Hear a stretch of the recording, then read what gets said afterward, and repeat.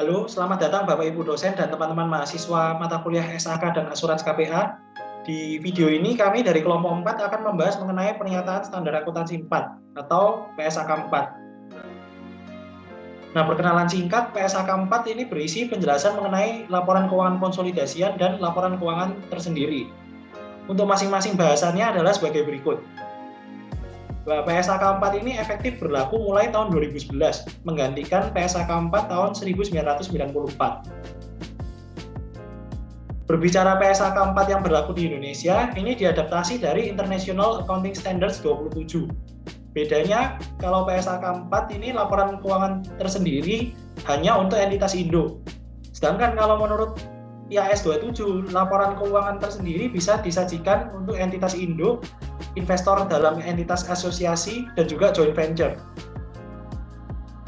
Nah, PSAK nomor 4 ini dipakai ketika ada suatu perusahaan induk yang mengendalikan beberapa perusahaan anak saat penyusunan dan penyajian laporan keuangan konsolidasi. Selain itu, PSAK nomor 4 juga digunakan untuk perlakuan investasi pada entitas anak dan juga joint control pemodal bersama untuk kegiatan usaha yang mengikuti kontrak. Dan juga rekan entitas ketika menyajikan informasi tambahan berupa laporan keuangan tersendiri.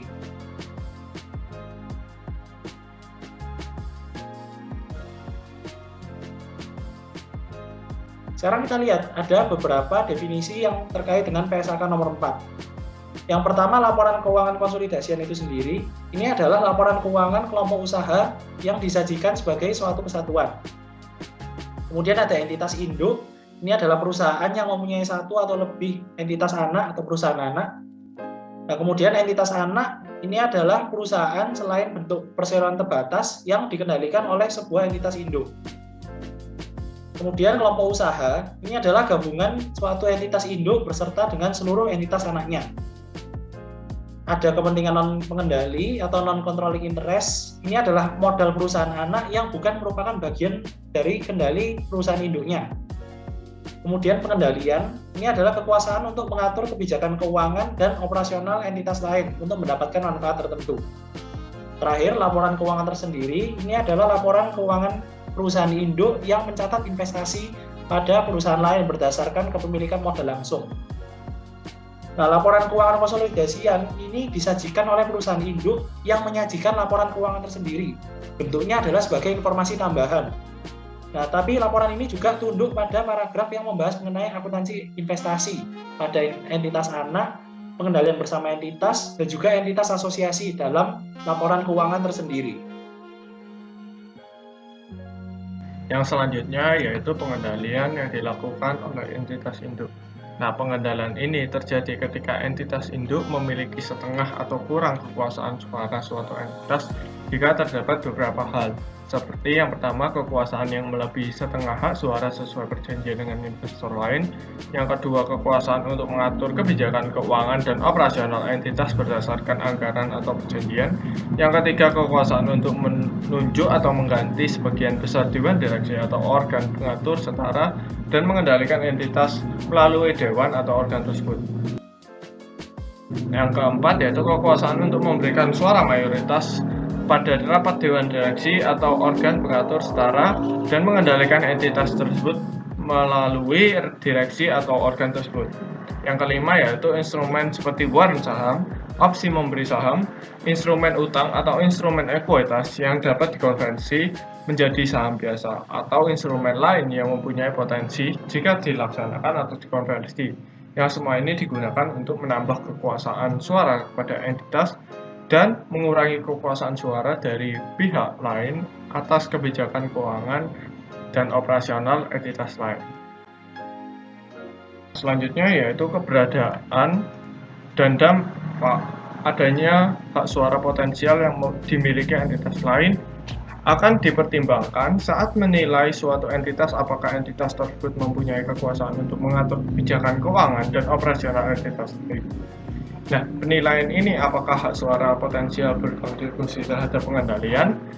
Bisa dilihat yaitu entitas harus menguji semua fakta dan keadaan yang mempengaruhi, kecuali maksud manajemen dan kemampuan keuangan untuk melaksanakan atau mengkonversi hak tersebut. Selanjutnya yaitu langkah-langkah yang harus dilakukan agar laporan konsolidasian dapat menyajikan informasi keuangan dari kelompok usaha sebagai entitas ekonomi tunggal. Yang pertama yaitu jumlah tercatat investasi entitas induk pada setiap entitas anak dengan proporsi entitas induk atas ekuitas entitas anak dieliminasi. Yang kedua yaitu kepentingan non-pengendali atas laporan laba rugi entitas anak yang dikonsolidasikan selama periode pelaporan yang diidentifikasi. Yang ketiga yaitu kepentingan non-pengendalian dan bagian kepemilikan entitas atas aset neto entitas anak yang dikonsolidasikan dan diidentifikasi secara terpisah. Yang berikutnya eliminasi. Eliminasi sendiri dibagi menjadi 3 bagian, yaitu eliminasi investasi, akun, dan transaksi. Yang pertama, eliminasi investasi. Akun investasi akan dieliminasi dengan ekuitas dari entitas anak. Dan jika kepemilikan pada entitas anak tidak mencapai 100%, maka akan muncul kepentingan non-pengendali. Selain itu, nilai wajar dan nilai buku juga harus diperhitungkan dalam konsolidasi. Dan apabila nilai perolehan dan nilai wajar tidak sesuai, maka akan muncul akun goodwill.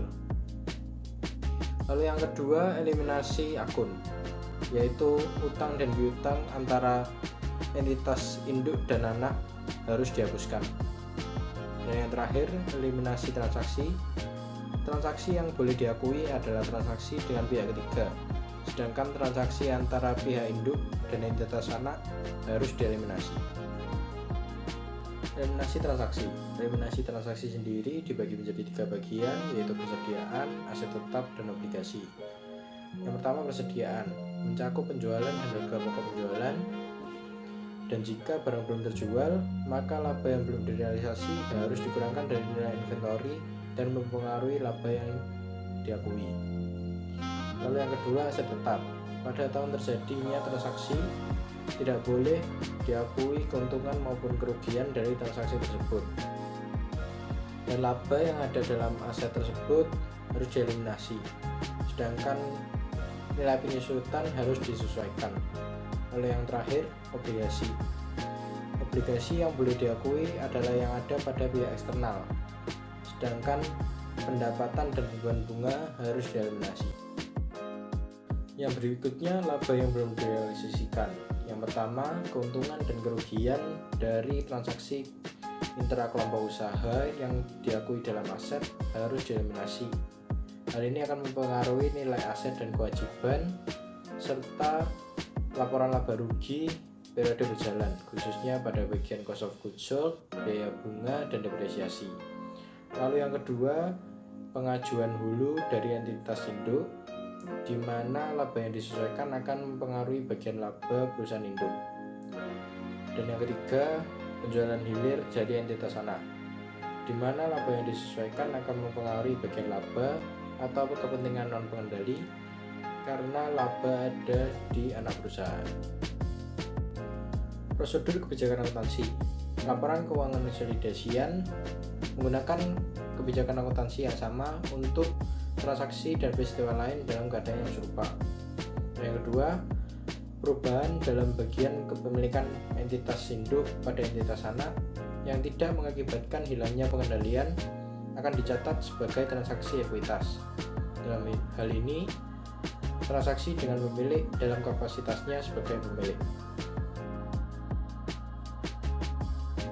Kepentingan non-pengendali. Dalam laporan posisi keuangan konsolidasian, kepentingan non-pengendali disajikan di bagian ekuitas dan terpisah dari ekuitas pemilik entitas induk. Seluruh laba atau rugi dan setiap komponen pendapatan komprehensif lainnya diatribusikan pada pemilik entitas induk dan pada kepentingan non-pengendali, bahkan jika hal ini mengakibatkan kepentingan non-pengendali mempunyai saldo defisit. Kehilangan pengendalian. Entitas induk dapat kehilangan pengendalian atas entitas anak dengan atau tanpa perubahan absolut atau relatif tingkat kepemilikan. Hal ini terjadi misalnya ketika entitas anak menjadi subjek pengendalian pemerintah, pengadilan, administrator, atau regulator. Hal ini dapat terjadi pula sebagai akibat suatu perjanjian kontraktual. Pengungkapan.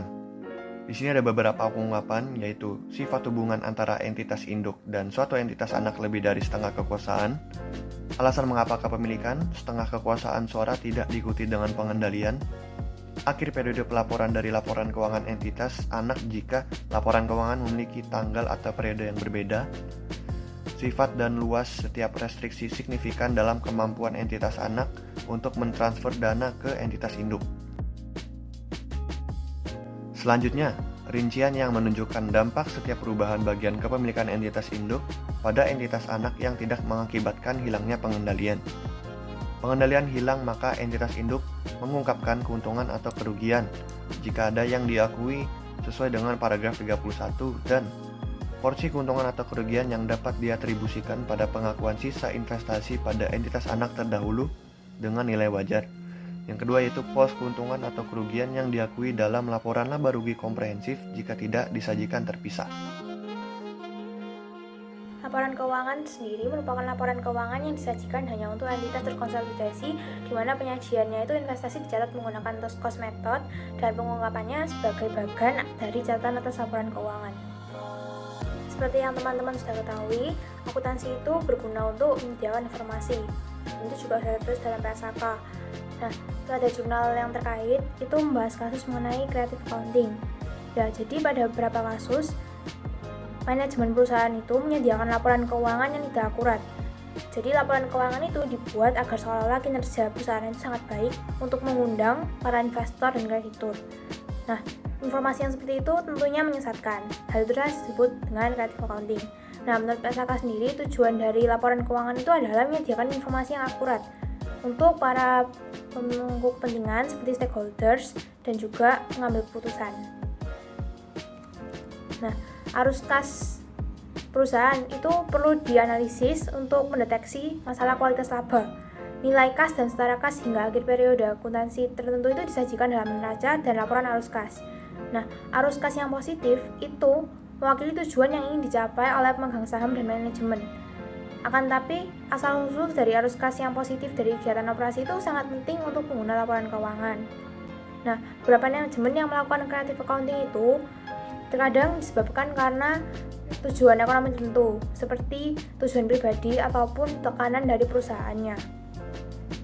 Nah, agar dapat mengatasi masalah creative accounting ini, perlu dilakukan analisis arus kas oleh pihak ketiga, yaitu auditor.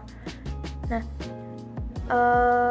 analisis arus kas ini meskipun dapat jadi alat untuk menemukan creative accounting, tapi masih ada kemungkinan untuk dimanipulasi walaupun kemungkinannya lebih sedikit. Nah, maka dari itu sebaiknya perusahaan tidak melakukan creative accounting. Melakukan creative accounting itu boleh-boleh saja asalkan tidak menyimpang terlalu jauh dari peraturan yang tertentu. Tapi apabila sudah menyesatkan dan tidak akurat sama sekali, maka itu akan membuat perusahaan itu melanggar standar akuntansi yang berlaku sehingga menurunkan kredibilitas perusahaan itu sendiri, sehingga tentunya akan berdampak dengan menurunnya kepercayaan investor bagi perusahaan itu. Perlakuan creative accounting pada entitas induk ini dapat dilakukan dengan membentuk entitas anak yang disebut shell company. Jadi shell company ini semacam perusahaan fiktif. Jadi perusahaan yang hanya ada pada kontrak tertulis tapi tidak ada kegiatan operasional yang sungguhnya pada perusahaan tersebut. Jadi perusahaan itu hanya untuk entitas anak itu hanya untuk peralihan aset dari entitas induknya. Nah, dalam beberapa kasus, entitas induk yang memiliki beberapa entitas anak itu membentuk sebuah offshore business. Nah, offshore business ini sebenarnya tidak berlawanan dengan prinsip dan pengakuan akuntansi yang berlaku. Jadi, pada offshore business ini memang bisa menyembunyikan tingkat laba dan rugi yang sebenarnya yang seharusnya dilaporkan pada akun-akun pada laporan keuangan tahunan melalui laporan di offshore business. Nah, tapi terkadang justru tidak dituliskan oleh perusahaan itu. Nah, kasus creative accounting offshore business ini pernah terjadi pada Enron Ltd. Jadi, Enron Ltd ini entitas induknya itu mengalihkan transaksinya pada entitas anaknya. Jadi para pemegang saham, investor, dan pemerintah itu tidak mengetahui bahwa sebenarnya Enron Ltd ini mengalami kerugian yang sangat besar karena memang tidak dilaporkan dalam laporan keuangan tahunan Enron Ltd. Nah, biasanya perusahaan induk yang sedang mengalami kesulitan ekonomi dan membutuhkan dana itu mereka tuh melakukan creative accounting ini. Jadi mereka melakukan pinjaman Jadi mereka tuh mencatat pinjaman itu pada akun ekuitas, bukan liabilitas. Jadi perusahaan itu menggunakan offshore business untuk membuat nilai aset mereka itu dan nilai ekuitasnya itu besar melalui pengakuan utang tersebut.